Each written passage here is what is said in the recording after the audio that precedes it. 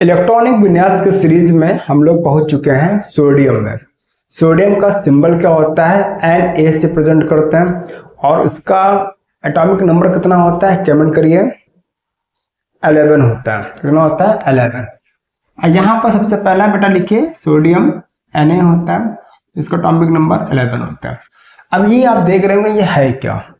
बहुत ही सिंपल सा कॉन्सेप्ट है, जैसे ऑफ बाउ प्रिंसिपल बोलते हैं। क्लास 9th में खासकर जो हमारे कुछ बोर्ड हैं, यूपी बोर्ड, तो वहाँ पर इसके बारे में कुछ भी नहीं बताया गया है।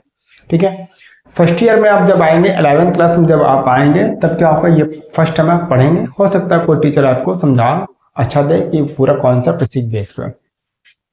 अब ये होता है क्या है? ऑफ बाउ नाम के एक साइंटिस्ट थे, तो उन्होंने ये सिद्धांत को बताया था। ठीक है, राइटिंग मेरी गंदी है, कोई बात नहीं, समझ आइए। अब यहाँ पर क्या दे रखा है समझिएगा, बहुत अच्छा फंडा है। हर वीडियो में ये बताता हूँ मैं, और आज भी बताऊंगा मैं। School school public school Delhi public school, Delhi public school famous, Delhi public school famous, Delhi public school दे रखा है।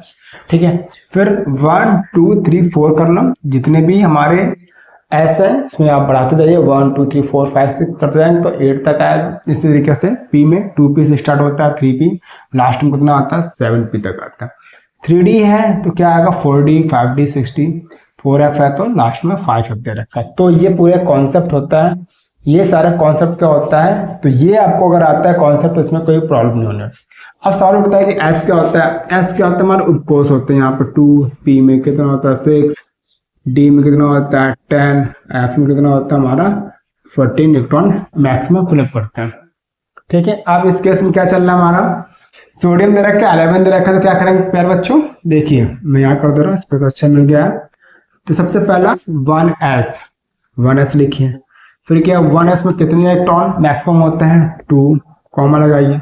यहाँ पर कितना दे रखा है? 2s, 2 क्योंकि s है तो मैक्सिमम 2। फिर क्या आ रहा है? 2p 6 करिए क्योंकि यहाँ 6 मैक्सिमम है। अब कितने इलेक्ट्रॉन हो गए? ऐड करिए। 6 2 8 2 10 इलेक्ट्रॉन। अब 3s1 में क्या 2 करेंगे? नहीं, क्योंकि हमारा इलेक्ट्रॉन ज्यादा हो जाएगा। जितने एटॉमिक नंबर दे रखे हैं इसको काउंट करें तो ज्यादा हो जाएगा, 12 हो जाएगा, इसलिए यहाँ पर 1 करेंगे।